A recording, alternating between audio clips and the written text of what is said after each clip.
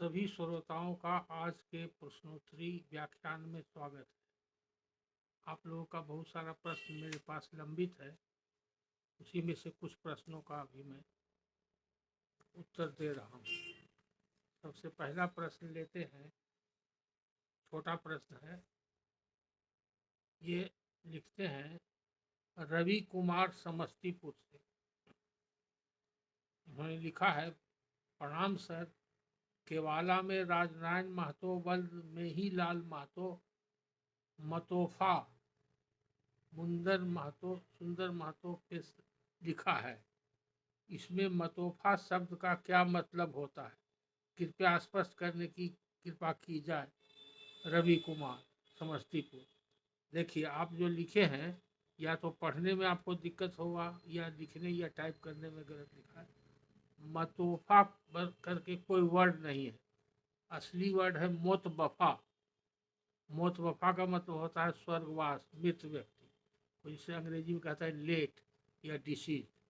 तो इसमें जो लिखा हुआ है राजनारायण महतो, बल्द में ही लाल महतो, मतोफा लिखा हुआ है, मतोफा नहीं होगा। इसका मतलब हुआ कि मेहीलाल महतो स्वर्गीय थे। उसको हिंदी में पढ़ा जाएगा तो ऐसे पढ़ा जाएगा, राजनारायण महतो पिता स्वर्गीय मेहीलाल महतो, माने उनके पिता स्वर्गीय थे। इससे ही पता है। मोतवफा का माने होता है स्वर्गीय, लेट या डिसीज। ये हो गया। दूसरा सवाल करने वाले व्यक्ति अपना नाम नहीं लिखे हैं और व्हाट्सएप पर सिर्फ बिहार लिखा हुआ है। तो जिन्होंने लिखा है वो खुद समझ जाएंगे। उनका प्रश्न पढ़ते हैं, 2 लाइन का है, छोटा प्रश्न है ये। सर, चरण स्पर्श छूट खाता की जमीन क्या होता है? ताखिर खारिज आवेदन को सीओ द्वारा यह उल्लेखित करते हुए रिजेक्ट कर दिया गया, यह छूट खाता की जमीन है। अब ये कहाँ पर लिखा हुआ है, किस संदर्भ में लिखा हुआ है, ये जानना देखना जरूरी है। लेकिन छूट खाता कब होता है और कैसे होता है, वो प्रक्रिया के बारे में बता देंगे तो आप समझ जाएंगे। अगर कोई सर्वे प्रक्रिया चल रही है जहाँ किसी गांव में, और कोई ऐसा जमीन है जो किसी भी रैयत के नाम पर दर्ज नहीं हुआ, वो छूट गया, तो उसको अलग से सर्वे के पदाधिकारी ने एक अलग से दर्ज कर लिया, एक अलग खाता देकर, उसका नंबर दे करके। किसी व्यक्ति के नाम पर नहीं दर्ज हुआ तो वो छूटा हुआ खाता है, तो इसीलिए उसको छूट खाता की जमीन कहते हैं। तो चूंकि छूट खाता की जमीन है और उसका कोई जो व्यक्ति सचमुच में कब्जा में था वो नहीं पाया गया सर्वे के दौरान, या उसका दावा नहीं प्रमाणित हुआ, तो छूटा हुआ जमीन दिया गया। तो अगर छूट खाता की जमीन है और खतियान में किसी का कब्जा नहीं लिखा हुआ है तो वो सरकारी जमीन मानी जाएगी। इसीलिए अंचल अधिकारी उसको दाखिल खारिज नहीं करता है। तो खतियान में पूरा खतियान का विवरण आप देते और उसका खाता नंबर क्या लिखा हुआ है ये देते, तब पता चलता। वो नहीं दिया हुआ है तो छूट खाता का सीधा मतलब यही हुआ कि जब खाता बना, खतियान बना, सर्वे की प्रक्रिया चल रही थी, तो कभी कभी प्लॉट नंबर भी छूट जाता है। कई जगह प्लॉट नंबर भी छूटा हुआ है खतियान में, और अराजी सिर्फ लिखा हुआ है और नक्शा में भी प्लॉट नंबर नहीं दिया हुआ है। ऐसा भी केस हमारे पास आया है। तो कभी प्लॉट नंबर छूट गया और कभी खाता नंबर छूट गया। तो कुछ ऐसी ज़मीन है जिसका कोई रैयत नहीं प्रमाणित हुआ, तो वो अलग से एक खाता बना दिया और उसका नंबर नहीं दिया और उसमें लिख दिया छूट खाता। या तो नाम दे दिया उसका कुछ छूट खाता, या तो नंबर दे दिया और नाम में खाली रख दिया। तो दोनों प्रकार से उसको छूट खाता। तो छूट खाता का मतलब हुआ छूटा हुआ खाता, यानी कि जिसका या तो खाता नंबर नहीं पड़ा है, अगर खाता नंबर पड़ गया है तो किसी रैयत का उसमें नाम नहीं पड़ा है तो वो नाम छूटा हुआ है, इसीलिए उसको छूट खाता दोनों संदर्भ में लिया जाता है। तो उसको इसी संदर्भ में, अगर आपके पास कोई कागज़ है या खतियान है या जहाँ लिखा हुआ है, उसको आप समझिए, या अंचल अधिकारी के आदेश में उसको दिया हुआ है तो वो समझिए। अगर अंचल अधिकारी ने सिर्फ एक यही ग्राउंड दिया है तो आप अंचल अधिकारी को ये कागज़ दिखाइए, कोई ऐसा कागज़ दिखाइए जिससे पता चले कि खतियान बनने के पहले उस भूमि पर आपका कब्जा था, या खतियान के दौरान जब बना उस समय आपका कब्जा था, या उसके बाद आपका कब्जा था, या उस पर कैसे आपको अधिकार या स्वत्व प्राप्त हुआ। अगर इस सब का कोई कागजी प्रमाण देते हैं तो उसी के आधार पर आप डीसीएलआर के यहाँ अपील कर सकते हैं, और अपील से आपको फिर आपके पक्ष में आदेश हो सकता है। अगर म्यूटेशन की प्रक्रिया से आपको फ़ायदा नहीं होता है, अपील से भी नहीं होता है, तो आप न्यायालय में जा करके अपना हकीकत का घोषणा करवा सकते हैं। यही आपके पास रेमेडी है। उसके बाद तीसरा प्रश्न है, ये सुमित कुमार ये लिखते हैं, मेरा नाम सुमित कुमार है, मैं पूर्णिया जिले बिहार का निवासी हूँ। मैंने इसी वर्ष स्नातक की पढ़ाई पूरी की है तथा वर्तमान में जनरल प्रतियोगी परीक्षाओं की तैयारी कर रहा हूँ। मेरे पिताजी 3 भाइयों में से एक हैं। पिताजी के 2 भाइयों ने अपने अपने हिस्से की जमीन पहले ही बेच दी है। अब मेरे पिताजी अपने हिस्से की जमीन को अपने नाम पर दर्ज कराने हेतु आपसी समझौते से पारिवारिक बंटवारा करना चाहते हैं।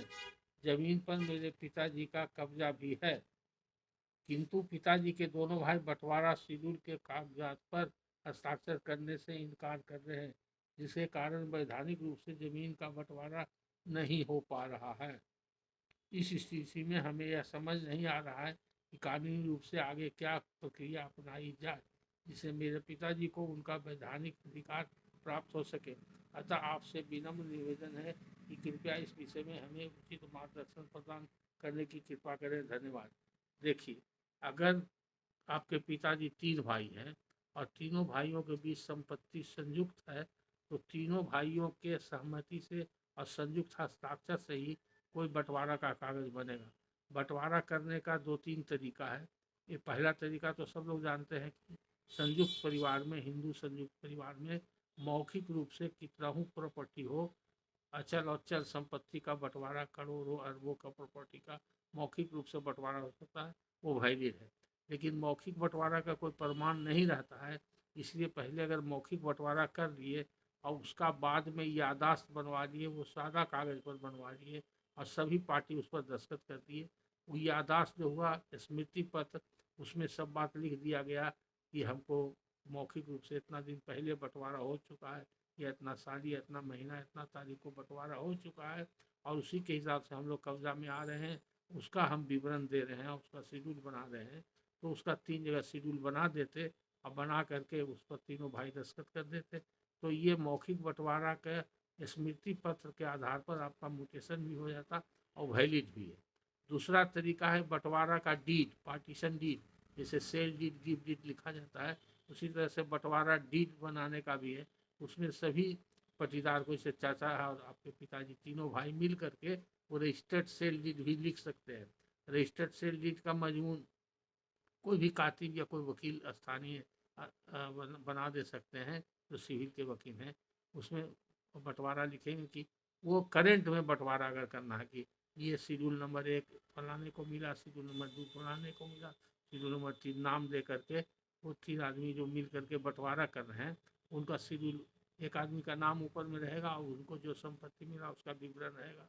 और आज के तारीख से हम लोग बंटवारा करके अपने अपने कब्जा दखल पर चले आए, तो इसका रजिस्ट्री कचहरी में जाके तीनों भाई मिलके इकरार करेंगे और उसमें गवाह भी चाहिए। वो रजिस्टर्ड डॉक्यूमेंट ऑफ पार्टीशन कहलाएगा, रजिस्टर्ड पार्टीशन डीड, वो भी हो सकता है। तो पहले उसमें बहुत ज़्यादा स्टाम्प ड्यूटी और रजिस्ट्रेशन फीस लगता था, जैसे सेल डीड में लगता था, इसलिए लोग रजिस्टर्ड डीड कम करवाते थे। लेकिन अभी तो है, बिहार सरकार ने, नीतीश कुमार की सरकार ने इसमें कुछ रियायत दिया है आम जनता को। वो रियायत ये है कि आपको 100 रुपया के मात्र स्टाम्प ड्यूटी लगेगा और 100 रुपया का निबंधन शुल्क लगेगा, यानी कि वाजिब खर्चा 200 रुपया लगेगा। 200 रुपया में आप रजिस्ट्री कचहरी में जाके बंटवारा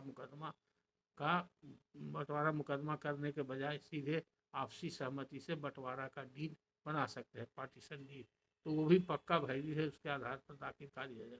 और उसके बाद तीसरा तरीका है कि आप में से कोई 3 पटीदार में से एक पटीदार कोई कोर्ट में, सिविल कोर्ट में जाके बंटवारा का मुकदमा दायर करे। और कोर्ट में जा कर के उसका फैसला हो जाए, बंटवारा का डिग्री बन जाए, तो उसके आधार पर आपका हो सकता है। यही तरीका है। तो चूंकि आपके दोनों चाचा तैयार नहीं हैं और आपको बंटवारा करना जरूरी है, तो एक चीज आपके पिताजी थोड़ा सा होशियारी करके, और आप होशियारी करके कर सकते हैं कि वो एक ऐसा कागज बना लीजिए, आपके पिताजी और आप जितने भाई, मान लिया आप 2-3 भाई हैं, 4 भाई, तो पिता और पुत्र के बीच में बंटवारा शो कीजिए। मौखिक कहिए कि बंटवारा हम लोग कर गए, तो उसमें लिखिए कि पहले पिताजी का और चाचा लोग का 3 जगह बंटवारा हो गया था, और ऐसे ऐसे बंटवारा हुआ, ये ज़मीन फलाने चाचा को मिला, ये ज़मीन फलाने चाचा को मिला, और ये ज़मीन हमारे पिताजी को मिला, और वो जो पिताजी को ज़मीन मिला उसमें फिर हम लोग ऐसे ऐसे बांट रहे हैं, तो फिर पिताजी का भी उसमें होगा, और आप एक या 2 भाई या 3 भाई जो भी हैं, वो मिल करके जिनका हक हिस्सा पहुँचता है उसको बांट ले सकते हैं। तो उसमें अगर चाचा लोग दस्तखत नहीं भी करते हैं तो उसको सीओ मान सकता है, और उसके आधार पर आपका दाखिल खारिज हो सकता है। ये करके देख सकते हैं। लेकिन कानूनी रूप से हाँ, इसका प्रमाण में अगर कोई देना हो बंटवारा का, तो बंटवारा करने के बाद अगर आपके चाचा लोग उसमें कुछ खरीद बिक्री किए हैं, जैसा कि आप कहते हैं कि अब मेरे 2 भाई अपने अपने हिस्से की ज़मीन पहले ही बेच दिए, तो वो एक बहुत बड़ा प्रमाण है कि बंटवारा हो गया। तो बेच दिए हैं तो सेल डीड जो है वो बेचने वाले कागज में लिखा हुआ होगा हम लोग बंटवारा कर चुके हैं, और बंटवारा से हमें हिस्सा दाज हिस्सा में मिला इसलिए बेच रहे हैं।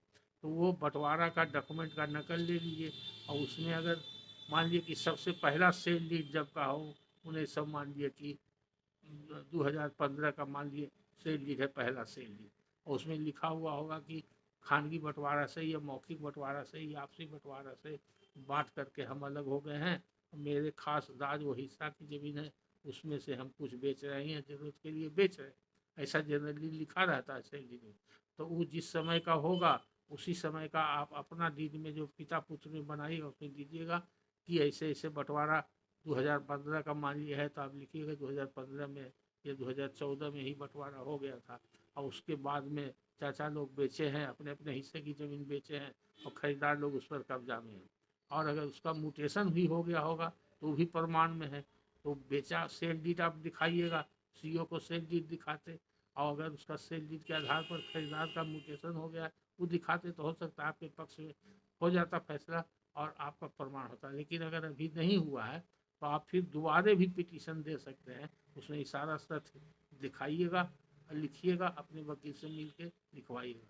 अगर उस समय नहीं दिए हैं तो आप DCLR के अपील फाइल कीजिएगा, तो अपील में भी आप दिखा सकते हैं, उसके आधार पर आपके पक्ष में हो सकता है। तो ये आपका प्रमाण है। तो जब प्रमाणित हो जाएगा कि पहले तीनों भाई में बंटवारा हो गया, तो पिता पुत्र में बंटवारा हो सकता है, और अगर बंटवारा हो गया तो ठीक है, और नहीं तो आपको फिर से बंटवारा का मुकदमा करना पड़ेगा। या बंटवारा का मुकदमा नहीं करके अगर दस्तावेज से क्लियर पता चल जाता है, पहले के सेल डीड से आपके चाचा जितना भी लिखे हैं, आप कह रहे हैं कि कुछ उनको बच ही नहीं रहा है, तो टाइटल सूट फाइल कर सकते हैं चाचा के खिलाफ, और उसमें डिक्लेयर करा लेंगे कि डिक्लेयर कर दिया इतना तारीख को बंटवारा जो हुआ, और उससे इनका पूरा प्रॉपर्टी जो मिला इसको ये लोग बेच दिए हैं, बाकी जो बचा हुआ वो प्रॉपर्टी सिर्फ मेरा है, आपके पिताजी लिखे मेरा खास बचा हुआ है, इस पर उन लोग का कोई हक अधिकार नहीं है। तो आपका फैसला हो जाएगा, तो उससे भी आगे आपका काम चल जाएगा। यही आपके पास रेमेडी है कानून में।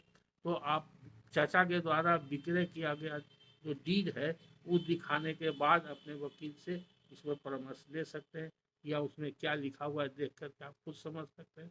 अब बेचे होंगे तो जरूर कातिल लोग लिखता है कि बंटवारा हो गया, खानगी बंटवारा हो गया, या आपसी बंटवारा हो गया, या मौखिक बंटवारा हो गया, कुछ बंटवारा का जिक्र होगा, जरूर होगा, और तभी बेचता है लोग, इसलिए उससे आपका काम बन जाएगा। फिर इसी से संबंधित, बंटवारा से संबंधित एक और प्रश्न है। ये पटना से लिखते हैं, नाम इन्होंने नहीं लिखा है, खाली लिखा है इन्होंने रिगार्ड्स फ्रॉम पटना। तो चूंकि पार्टीशन पर अभी हम बता रहे हैं इसीलिए इनका प्रश्न भी एक ही साथ ले रहे हैं। इन्होंने लिखा है, सर नमस्कार, कृपया पारिवारिक बंटवारा पार्टीशन पर 1 या 2 ऐसा वीडियो बनाया जाए कि जिससे किसी को भी बंटवारा करना हो तो आपका वीडियो देखकर आधारभूत समझ हो जाए। तो ऐसा तो जो चाहिए आपको तो हम शॉर्ट में बता ही चुके हैं, फिर भी हम उसको रिपीट कर देंगे अभी जो बताएं उससे भी आपके प्रश्न का समाधान हो जाएगा। वर्तमान में पारिवारिक बंटवारा में लाखों विवाद है और मैं भी उससे ग्रस्त हूँ। सर, मेरी यूपी और बिहार में दोनों जगह खानदानी प्रॉपर्टी है। मैं बिहार में ही रहता हूँ और आपसी सहमति से बंटवारा करना चाहता हूँ, जिसका लीगल वैलिडिटी कानून की नज़र में और सदस्यों पर भी बना रहे। जिसको प्रॉपर्टी एक्सचेंज करना हो वो कर सके, जिसको सेल करना हो कर सके। कृपया कहाँ शुरू करें और क्या क्या स्टेप लिया जाए, इस पर मार्गदर्शन करने की कृपा करें। तो देखिए, जहाँ तक बंटवारा करने का है तो बंटवारा करने का 3 तरीका जो बताया। पहला तरीका है कि आपसी सहमति से, तो जितने भी हिस्सेदार और पट्टीदार हैं, अंग्रेजी में जिनको कोशेरर कहते हैं, या कोपार्सन है, या ज्वाइंट फैमिली के मेंबर्स हैं जिनका कि शेयर है, संयुक्त परिवार के सदस्य और संयुक्त परिवार की संपत्ति में जिनका हक और अधिकार है, वो सभी व्यक्ति को बंटवारा चाहे मौखिक हो या लिखित हो या कोर्ट के जरिए हो, सबका भागीदारी जरूरी है। यानी कि कोई दस्तावेज बन रहा है आपसी सहमति से, उस पर सबका हस्ताक्षर होना जरूरी है। तो सभी मिल करके कितना भी जमीन हो, कितना भी कीमत हो, उसका बंटवारा मौखिक रूप से कर सकते, और मौखिक रूप से बंटवारा करके आप उसका शेड्यूल बना सकते हैं, चार्ट बना सकते हैं। एक व्यक्ति का नाम दे दिया कि इनके दाज और हिस्सा में ये सब जमीन है, दूसरा व्यक्ति का नाम दिया शेड्यूल में, और उसका भी शेड्यूल नंबर 2 अमुक व्यक्ति का, शेड्यूल नंबर 3 अमुक व्यक्ति का, तो वो प्रमाण हो जाएगा। वो शेड्यूल बना दीजिएगा तो वो भी प्रमाण हो जाएगा। उससे ही पता चलना चाहिए शेड्यूल का कि पहले मौखिक रूप से हम लोगों में तय हो गया और बंटवारा हो गया, और वो मौखिक बंटवारा के आधार पर शेड्यूल तैयार हुआ। तो शेड्यूल मात्र ही, सिर्फ शेड्यूल ही लिखा हुआ रहेगा, और उसके कुछ और भी उसमें जो तथ्य लिखा हुआ रहेगा, उससे ही पता चलना चाहिए कि शेड्यूल जिस दिन बन रहा है, उस जिस दिन उस पर हस्ताक्षर करेंगे सभी पट्टीदार लोग, तो तारीख जो देंगे उसके 1 दिन 2 दिन पहले, साल भर 6 महीना पहले वो ऐसा मौखिक रूप से आपसी सहमति से, उसको खानगी बंटवारा या प्राइवेट बंटवारा भी कहते हैं, मौखिक रूप से आपसी सहमति से हम लोगों ने बांट लिया था अमुक तारीख को या अमुक साल को या अमुक दिन को, जो भी हो वो पहले का होना चाहिए। 1 घंटा पहले का भी हो सकता है, 1 दिन 10 दिन 1 महीना पहले, साल भर पहले का हो सकता है। उसका कोई हार्ड एंड फास्ट रूल नहीं। तो मौखिक बंटवारा कर लिए। मौखिक बंटवारा के प्रमाण के लिए बाद में उसका एक मेमोरेंडम बोलते हैं उसको, यादाश्त उर्दू में कहते हैं, और हिंदी में स्मृति पत्र बोलते हैं। स्मृति पत्र या स्मरण पत्र भी कहते हैं। तो स्मरण पत्र मौखिक विभाजन करके उसका हेडिंग बना दीजिए, या उसको बोलते हैं मेमोरेंडम ऑफ ओरल पार्टीशन, अंग्रेजी में बोलते हैं, या उर्दू में बोलते हैं यादाश्त बंटवारा जुबानी।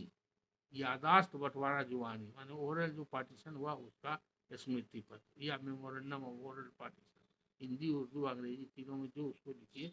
और तब वो एक तरीका हुआ बंटवारा करने का।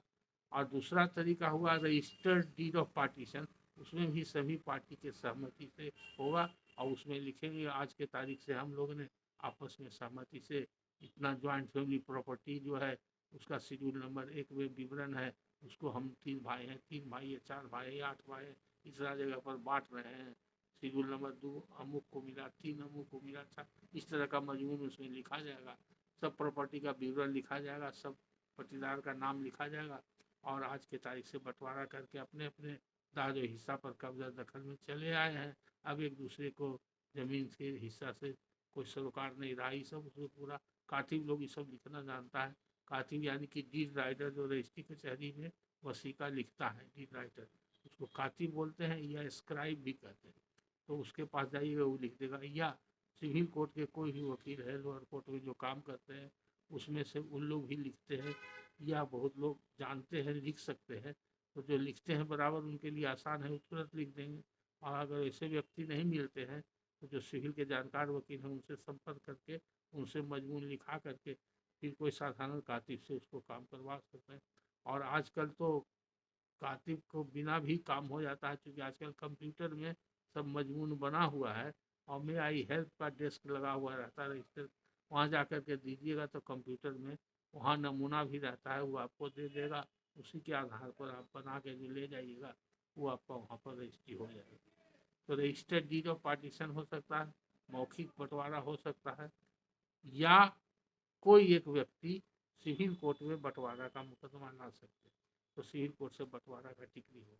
ये संभव है अगर ऐसी संपत्ति है जो कृषि भूमि है, जिसका कि लगान लगता है, जिसमें रेवेन्यू सरकार को दिया जाता है, तो उसका लगान के साथ और भूमि का विभाजन से संबंधित प्रक्रिया अंचल अधिकारी के यहाँ भी आपसी सहमति से अपना सकते हैं।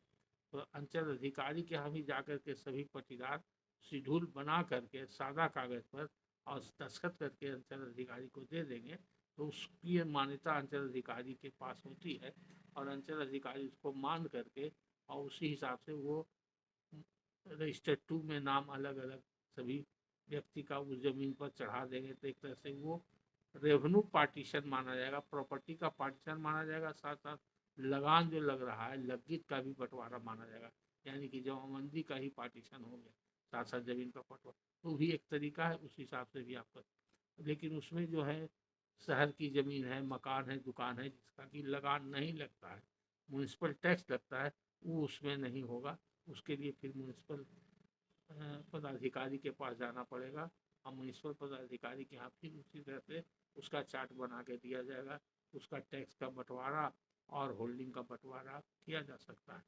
तो होल्डिंग अगर एक ही होल्डिंग है, मकान है, बड़ा मकान है और उसमें कई टुकड़ा हो रहा है, तो उसमें नक्शा बना करके या चौहद्दी दे करके उसको इंगित करना होगा तो ज़्यादा अच्छा होगा। अगर अलग अलग कई होल्डिंग है तो होल्डिंग वाइज बंटवारा हो सकता है। तो जिस तरह से बंटवारा हो, जिसका कि टैक्स लगता है नगर निगम में या नगर पालिका में या नोटिफाइड एरिया कमेटी में, उसका बंटवारा का कागज आपसी सहमति से उस पदाधिकारी के यहाँ, कार्यपालक पदाधिकारी के यहाँ दाखिल होगा। और जो भू राजस्व लगता है अंचल अधिकारी के यहाँ, वो सब का अंचल अधिकारी के यहाँ भी होता है। तो इतना तरीका बता दिया, तो वो जनरल सब के लिए, इस पर अलग से कोई वीडियो बनाने की आवश्यकता नहीं है, ये सफिशियंट है पार्टीशन के लिए। पार्टीशन के हिसाब से रसीद अलग अलग कटाने के लिए और रजिस्टर 2 में नाम अंकित कराने के लिए, यानी कि जवाबबंदी कायम कराने के लिए।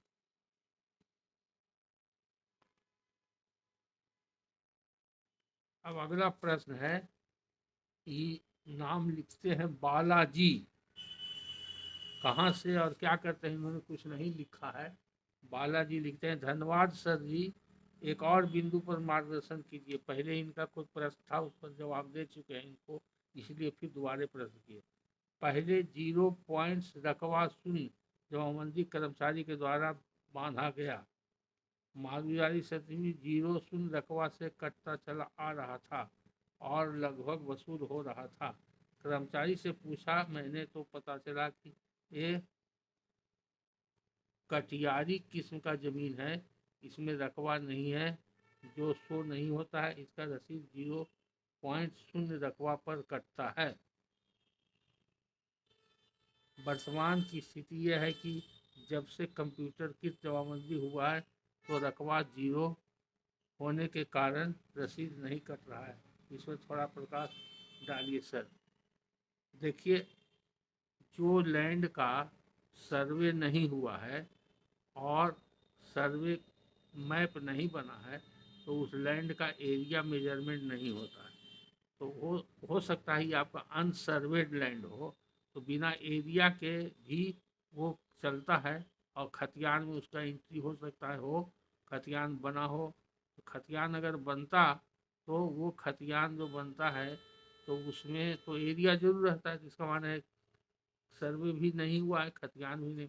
खतियान बनने का मतलब है कि सर्वे हुआ, अगर खतियान नहीं बना है तो सर्वे नहीं हुआ है माना जाए। लेकिन जिसका सर्वे नहीं हुआ है तो उसका नक्शा भी कहीं कहीं मिलता है और लिखा रहता है नक्शा में अनसर्वेड, जिसको कि टोपो लैंड बोलते हैं। अभी आप कहाँ से बोल रहे हैं और कटियारी, कटियारी किस्म का ज़मीन है, तो हमारे समझ से कटियारी ज़मीन इसको कहते हैं लोकल लैंग्वेज में, ये आज हमको पहली बार मिल रहा है। इसलिए आप वहाँ के कर्मचारी से ही पूछ लीजिए या स्थानीय व्यक्ति से पूछ लीजिए कि कटियारी ज़मीन किसको कहते हैं। हमारे समझ से वो ज़मीन कहीं कहीं पर उसको टोपो लैंड बोलते हैं, जिसका कि नहीं होता है, एरिया होता है। और उसी तरह से होता है जैसे गंग बरार और गंग शिकस्त जमीन होता है, जो गंगा नदी में डूब जाता है और निकलता है या किसी नदी से बाहर निकलता है, तो वो भी जब निकलता है तो उसका जो है हर 10 साल पर सर्वे करने का अधिकार होता है कल जिला के कलेक्टर को। कलेक्टर उसका कराते हैं, तो जब जिला स्तर से उसका होता है तब उसका तो एरिया निकल जाता है, तो उसमें एरिया रहता है, तो जवाबबंदी उसका कायम होगा तो उसमें एरिया रहेगा। लेकिन जैसा कि आप बता रहे हैं, तो इससे लगता है कि वो आपका अनसर्वेड एरिया का ज़मीन है, इसलिए जीरो लिखा हुआ है। तो इसका समाधान तो आप उससे कलेक्टर से मिलिए या डीसीएलआर से मिलिए, वही बताएंगे कि अगर रसीद कट रहा है तो उसका एरिया अगर आपको मालूम है तो एरिया प्लॉट है तो उसको नाप करके एरिया आप दे सकते हैं, या अंचल में आवेदन दे करके अंचल अमीन से नपवा सकते हैं। और ऐसा पिटिशन दे दीजिए कि उसको अंचल अधिकारी अंचल अमीन के द्वारा नपवा दे। नपवाने के बाद जितना एरिया आता है आपका कब्जा का अगर सबूत है तो उसके आधार पर हमारा जमाबंदी में उसका एरिया भी इंक्लूड कर दिया जाए तो ठीक है। अगर एरिया नहीं इंक्लूड होता है तो आप अपना जितना एरिया उस पर कब्जा रखिए, कब्जा का कोई कागजी प्रमाण हो तो वो रखिए, और संभव हो तो उसका नाप करवा के आप अपने स्तर से अमीन से एक नक्शा बनवा लीजिए, अपने सबूत के लिए आइंदे रखिए। और अगर अगल बगल का कोई रैयत ज़मीन आपके अगल बगल का चौहद्दी का ज़मीन बेचता है तो चौहद्दी में वो आपका नाम दिया होगा तो भी कब्जा का सबूत होगा, या उसी ज़मीन में से आपने कभी किसी को कुछ बेचा है या इजारा पट्टा किया है तो वो भी आपका सबूत हो सकता है। तो ये सब के आधार पर आगे बढ़ा जा सकता है। लेकिन अभी जहाँ तक सवाल है कि जीरो पर रसीद कटाने का, तो आप जब तक नापी नहीं करवाते हैं उसका, या तो कलेक्टर को दरखास्त दीजिए अगर अनसर्वेड है तो दीजिए कि इसका सर्वे किया जाए, और किस प्रकार से वो अनसर्वेड लैंड है, वो नदी के किनारे नदी में डूबा हुआ था ऐसा लैंड है कि नहीं तो नहीं पता चल रहा है। और कटियारी के बारे में क्लियर कंसेप्ट क्या है वहाँ पर ही, और ये कहाँ का ज़मीन है भी नहीं लिखे हैं, किस इलाके का है। इधर तो कटियारी ज़मीन तो नहीं इधर बोलते हैं, हाँ कहीं कहीं तो टोपो लैंड बोलते हैं, या गंग बराड़ या सिकस बोलते हैं। तो उस तरह का ज़मीन हो तो कटियारी ज़मीन के बारे में आप क्लारिफिकेशन कर्मचारी से पूछिए कि कटियारी किसको कहते हैं। अगर वो नहीं बता सकता है तब वहाँ के उच्च पदाधिकारी जो है उनसे आप बात कीजिए, वो बता सकते हैं आपको कटियारी ज़मीन के बारे में। लेकिन एरिया कैसे होगा, एरिया का जब तक मेजरमेंट नहीं होगा तब मेजरमेंट का दो तरीका है, या तो उसका फिर से कलेक्टर अपने स्तर से सर्वे करावे, लोकल सर्वे, और अगर वो नहीं होता है तो आप अंचल अधिकारी के यहाँ आवेदन दीजिए, अमीन से नपवा करके नक्शा बना करके कि हमारे कब्जे में है, और उसका रिपोर्ट मंगवा दीजिए तो एरिया उससे पता चल जाएगा। अगर अंचल अधिकारी अमीन के द्वारा नहीं नपवाता है तो आप अपना प्राइवेट अमीन से नपवा करके नक्शा बना करके उसका लंबाई चौड़ाई के साथ आप आवेदन दे सकते हैं, और उस आधार पर आप कह सकते हैं कि इतना एरिया हमारे कब्जा में इतना दिन से चला आ रहा है, और कब्जा का कोई सबूत हो तो उसको लगा सकते हैं, तब एरिया में सुधार हो सकता है। आपके प्रश्न का तो यही जवाब है। उसके बाद का अगला प्रश्न है, के एम सिंह हैं assistant professor Bihar institute of law, यानी कि पढ़ाते हैं लॉ इंस्टीट्यूट में लॉ स्टूडेंट को, तो खुद विद्वान आदमी हैं। इनका प्रश्न है, कृपया पारिवारिक बंटवारा पार्टीशन पर एक या दो ऐसा वीडियो बनाया जाए कि जिससे किसी को भी बंटवारा करना हो तो आपका वीडियो देखकर आधारभूत समझ हो जाए। वर्तमान में पारिवारिक बंटवारा में लाखों विवाद है और मैं भी उससे ग्रस्त हूँ। सर मेरी यूपी और बिहार में दोनों जगह खानदानी प्रॉपर्टी है, मैं बिहार में ही रहता हूँ और आपसी सहमति से बंटवारा करना चाहता हूँ। तो आपका तो पहले जो नाम नहीं पता चला था कि आपका प्रश्न हम पढ़ ही चुके हैं, तो हम पटना बाद में नाम पता चला इसलिए हम नाम बोल रहे हैं। तो आपको बिहार और यूपी में प्रॉपर्टी है उससे कोई प्रॉब्लम नहीं है। देखिए कानून क्या है कि अगर आप पटना में रहते हैं, पटना में केस करना चाहते हैं तो पटना में प्रॉपर्टी जो है उसका विवरण दीजिएगा, और यूपी का जो प्रॉपर्टी है उसका विवरण दीजिएगा। तो बंटवारा का मुकदमा सिविल कोर्ट में करने के लिए दोनों जगह के प्रॉपर्टी का बंटवारा का केस पटना में भी हो सकता है और बिहार यूपी में भी हो सकता है। अगर पटना जिला के अंदर है, पटना जिला में जिस कोर्ट के क्षेत्राधिकार के अंतर्गत सब जज के आता है वहाँ पर आप केस कर सकते हैं। पटना सिटी हो या पटना सदर हो या दानापुर हो, पटना जिला में जहाँ जहाँ सब जज का कोर्ट है, मसौढ़ी है, पाली है, तो किस इलाके में आपका ज़मीन है तो जिस कोर्ट के क्षेत्राधिकार के अंदर आता है वहाँ पर आप कर सकते हैं। उसमें यूपी का भी 2 मुकदमा नहीं लड़ना पड़ेगा, यूपी का भी ज़मीन जोड़ दीजिएगा तो यहाँ पर केस होगा। अगर आपको यूपी में केस करने का सुविधा है तो यूपी में केस करिए। ये कोर्ट में केस करने की बात हुई। और दूसरा हुआ आपसी समझौता से, वो आपको बता ही चुके हैं, इसके अलावा और जरूरत नहीं, क्योंकि आप लॉ के प्रोफेसर हैं तो आप समझ ही सकते हैं। पार्टीशन का जो रिकॉग्नाइज मोड है वो 3 ही रिकॉग्नाइज मोड है, इसके अलावा कुछ और नहीं है। अब कैसे पार्टीशन होगा ये भी बता ही चुके हैं। इसके लिए सेपरेट और वीडियो बनाने की क्या आवश्यकता है, आप समझ गए होंगे। ओरल पार्टीशन होगा तो भी आपसी सहमति से होगा, ओरल पार्टीशन होगा तो तभी उसका मेमोरेंडम ऑफ पार्टीशन बनेगा। अगर रजिस्टर्ड पार्टीशन डीड होगा तो भी आपसी सहमति से होगा। अगर आपसी सहमति से नहीं हुआ तो पार्टीशन का सूट कोर्ट में फाइल करना पड़ेगा, कंटेस्ट होगा, कंटेस्ट होने के बाद पार्टीशन की डिग्री होगी। जब पार्टीशन की डिग्री होती है तो प्रिलिमिनरी डिग्री उसको बोलते हैं। प्रिलिमिनरी डिग्री में जितना शेयर होता है वो पहले उसका फैसला होता है। मान लीजिए प्लेंटिफ ने सूट फाइल किया कि इतनी प्रॉपर्टी है, उसमें मेरा 1/4 शेयर है, तो जो डिग्री होगा तो कोर्ट डिग्री करेगा कि संयुक्त परिवार की जितनी संपत्ति है जो प्लेंट के शेड्यूल में दिया हुआ है उसमें 1/4 शेयर प्लेंटिफ का बंटवारा का डिग्री दिया जाता है। वो बंटवारा का डिग्री दे देगा 1/4 का, तो उससे ज़मीन तो अलग होगा नहीं, तो उसके लिए फिर ऑर्डर 26 सीपीसी में कमिश्नर की बहाली होती है।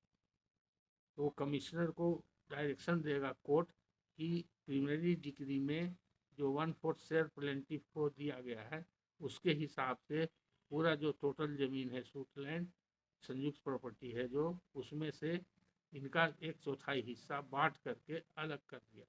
तो कमिश्नर जाएगा, पूरे ज़मीन का मेजरमेंट करेगा, उसका वैल्यूएशन देखेगा, तो कमिश्नर पूरी प्रक्रिया अपना देगा। उसका ऑर्डर 26 सीपीसी में उसका पूरा प्रावधान है, उसको बोलते हैं फाइनल डिग्री प्रोसीडिंग।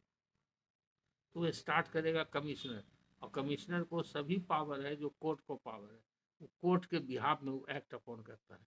और सीपीसी में ये भी प्रावधान है कि अगर लैंड रेवेन्यू जहाँ लगता है, जहाँ की लगान लगता है ज़मीन का, तो खेती की ज़मीन है, कृषि भूमि है, तो उसका बंटवारा के लिए सेक्शन 54 के हिसाब से वो कमिश्नर के बजाय कलेक्टर को भी कोर्ट डायरेक्शन दे सकता है कि इनका बंटवारा कर दिया। अब कलेक्टर कहा जाएगा बंटवारा करने के लिए, तो कलेक्टर अपने अधीनस्थ अंचल अधिकारी को भेज देगा और वो अपने स्तर से उसका अमीन उसके पास रहता है, उम्मीद से नाप करवा करके तो प्रक्रिया अपनाएगा। यानी कि जो पावर कलेक्टर को है बंटवारा करने का कोर्ट के आदेश से, वही पावर एडवोकेट कमिश्नर को भी रहता है।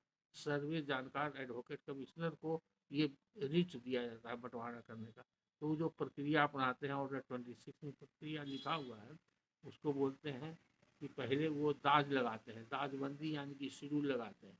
4 जगह बंटवारा करना है या 8 जगह बंटवारा करना है, कितना किसका शेयर है उसके हिसाब से वो पूरे ज़मीन का टोटल ज़मीन का मेजरमेंट करके उसका वैल्यू निकालते हैं। तो वैल्यू के एरिया के हिसाब से, वैल्यू के हिसाब से वो जिनको जिनको शेयर कानून के हिसाब से मिला है कोर्ट के आदेश में प्रीलिमिनरी डिग्री में, उसके हिसाब से उनको अलॉट करते हैं। और उसका वैल्यू और एरिया से सबको समान रूप से मिलना चाहिए, जैसा कि डिग्री में दिशा निर्देश रहता है। और उस पर आपत्ति अगर किसी को है तो उसकी सुनवाई भी करते हैं, और सुनवाई करने के बाद उसका समायोजन या निर्णय करने का भी अधिकार उन्हीं को है। उसमें इधर से उधर एडजस्टमेंट भी किया जा सकता है। मान लीजिए किसी आदमी को वैल्यू कम का ज़मीन मिला है, एरिया उसको ज़्यादा मिला है, तो उसको एडजस्ट किया जा सकता है, उसको एक्स्ट्रा पेमेंट करके वैल्यू दे करके उसमें डायरेक्शन कमिश्नर दे सकता है। और अगर कमिश्नर के रिपोर्ट पर किसी व्यक्ति को आपत्ति होता है तो आपत्ति देगा, जिसकी सुनवाई फिर कोर्ट में होती है। और कोर्ट में सुनवाई के बाद या तो कमिश्नर का रिपोर्ट मॉडिफाई कोर्ट कर सकता है या उसको सेट असाइड कर सकता है, या दूसरे कमिश्नर को फिर से उसको मेजरमेंट करने का रिपोर्ट करने के लिए दिशा निर्देश दे सकता है। अगर कोई आपत्ति नहीं है या बाद में करेक्टेड आ गया, रिपोर्ट आ गया, तो उसको कोर्ट है जो एक्सेप्ट कर लेगा और वो कोर्ट का वही फाइनल डिग्री बन जाएगा। उसमें नक्शा भी बन जाता है, चार्ट भी बन जाता है, और प्लेंटिफ जो मुद्दई बनता है, जो सूट फाइल करता है पार्टीशन का, उसके हिस्सा में वो दिखा दिया जाता है। अगर उस पर उसको कब्जा दखल मिल गया, कमिश्नर के रिपोर्ट के हिसाब से पहले से कब्जा दखल है, या कमिश्नर के रिपोर्ट के दौरान ही उसको कब्जा दखल मिल गया, और जो प्रतिवादी है उनके विपक्षी इसको की कोई विवाद नहीं कर रहे हैं, तो वो उसका काम हो गया, उसके आधार पर वो अपना म्यूटेशन करा देगा, रसीद कटाएगा और अपना उपयोग में लाएगा, जो भी चाहे उसको खरीद बिक्री जागा पट्टा करने के लिए स्वतंत्र हो जाएगा। वो बंटवारे के बाद उसका सेपरेट और एक्सक्लूसिव प्रॉपर्टी हो जाएगा। अगर मान लीजिए कि डिग्री के हिसाब से, प्रीलिमिनरी डिग्री के हिसाब से कमिश्नर फाइनल डिग्री बनाता है, यानी कि शेड्यूल बना देता है और प्लेंटिफ के शेड्यूल में वो प्रॉपर्टी दे देता है कि इतना प्लेंटिफ को दिया गया उनके डिग्री के मुताबिक, तो उतना प्रॉपर्टी को कब्जा लेने के लिए वो प्लेंटिफ जो है कोर्ट में आवेदन भी दे सकता है कि हमको इस पर कब्जा नहीं होने दे रहा प्रतिवादी, हमको कब्जा दिलाया जाए। तो उसके लिए फाइनल डिग्री का एक्सक्लूशन पिटिशन फाइल करना पड़ेगा। तो एक्सक्लूशन पिटिशन में और डिलीवरी ऑफ पोजेशन का आदेश होगा, कोर्ट से नाजिर या चपरासी या एडवोकेट कमिश्नर कोई भी जाएगा और ज़मीन पर उसको कब्जा दखल देगा। अगर ज़मीन पर जाके प्रतिवादी बलपूर्वक रुकावट करता है, व्यवधान पैदा करता है, तो ऐसी स्थिति में कोर्ट को पावर है कि वो जिला मजिस्ट्रेट